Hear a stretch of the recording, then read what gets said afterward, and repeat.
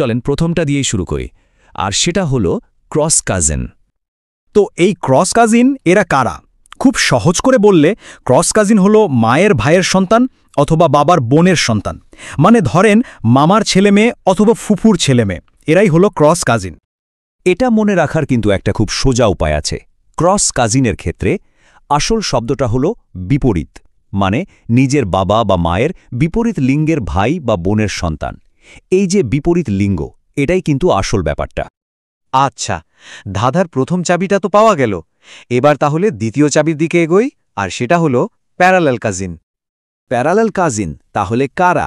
এরা হলো বাবার ভাইয়ের সন্তান কিংবা মায়ের বোনের সন্তান, যেমন ধরেন চাচার ছেলেমেয়ে বা খালার ছেলেমেয়ে। ক্রস কাজিনের থেকে কিন্তু ব্যাপারটা একদম আলাদা, তাই না? আর এটা মনে রাখারও একটা দারুণ কৌশল আছে।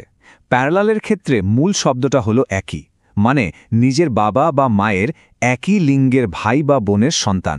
ব্যাস, এই একই আর বিপরীত এই দুটো শব্দের মধ্যেই কিন্তু পুরো ব্যাপারটা লুকিয়ে আছে।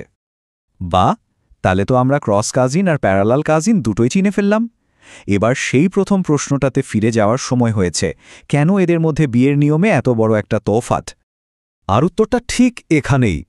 অনেক সমাজে ক্রস কাজিনদের মধ্যে বিয়ে কিন্তু সামাজিকভাবে স্বীকৃত, বলা যায় একেবারে সবুজ সংকেত। কিন্তু প্যারালেল কাজিনদের মধ্যে বিয়ে না, সেটাকে বেশিরভাগ ক্ষেত্রেই নিষিদ্ধ হিসেবে দেখা হয়, মানে সরাসরি লাল সংকেত। এই যে বিভাজন, এটাই আমাদের সেই মূল প্রশ্নের উত্তর। কিন্তু প্রশ্নটা হলো, কেন এই নিষেধাজ্ঞা, কেন এই লাল সংকেত? এর মূলে আছে বংশ বা গোত্রের ধারণা। দেখুন, প্যারালাল কাজিনদের সামাজিকভাবে প্রায় নিজের ভাই বোনের মতোই দেখা হয়, তাই তাদের মধ্যে বিয়েটাকে নিজ বংশের মধ্যে একটা মিলন হিসেবে ধরা হয়, যা সামাজিকভাবে একটা ট্যাবু। চলেন এতক্ষণ যা যা আলোচনা হলো সেটা এক নজরে একটু গুছিয়ে নিই, তাহলে পার্থক্যগুলো একেবারে মাথায় গেঁথে যাবে। তাহলে দেখুন, একদিকে আছে ক্রস কাজিন। এরা কারা? বিপরীত লিঙ্গের ভাই বোনের সন্তান। এদের মধ্যে বিয়ে অনেক সমাজে অনুমোদিত, যেমন মায়ের ভাইয়ের মেয়ে। আর অন্যদিকে আছে প্যারালাল কাজিন। এরা হলো একই লিঙ্গের ভাই বোনের সন্তান, আর এদের মধ্যে বিয়েটা সাধারণত নিষিদ্ধ, যেমন বাবার ভাইয়ের মেয়ে। পার্থক্যটা এখন একদম জলের মতো পরিষ্কার, তাই না? কাজিন সম্পর্কের এই যে একটা জটিল বিভাজন, এটা তো আমরা জানলাম, যা অনেক পুরনো একটা সামাজিক কাঠামোর অংশ। কিন্তু শেষ করার আগে একটা প্রশ্ন রেখে যেতে চাই।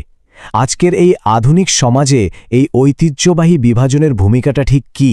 এটা কি শুধুই একটা পুরনো প্রথা, নাকি এর প্রাসঙ্গিকতা এখনও কোথাও রয়ে গেছে? ভাবনার বিষয়, তাই না?